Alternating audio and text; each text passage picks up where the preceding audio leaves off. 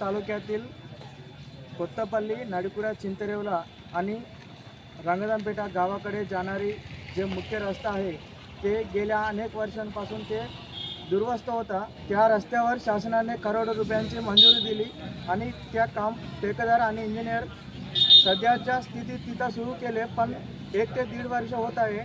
त्या रस्त्याचे काम अर्धवट केले आणि पूर्ण करण्यात आली नाही आणि त्या गावातून सिरोंच्या मुख्यालयात येणारे जे नागरिक आणि विद्यार्थी त्यांना खूप त्रास होत आहे आणि त्या मार्गावरून येणारी वाहन त्या खड्ड्यात पडून अनेक अपघात देखील होत आहे।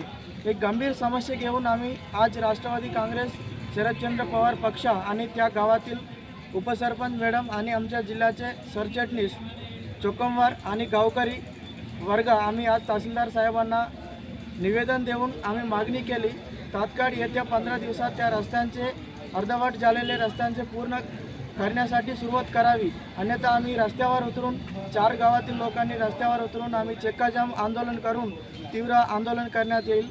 धन्यवाद।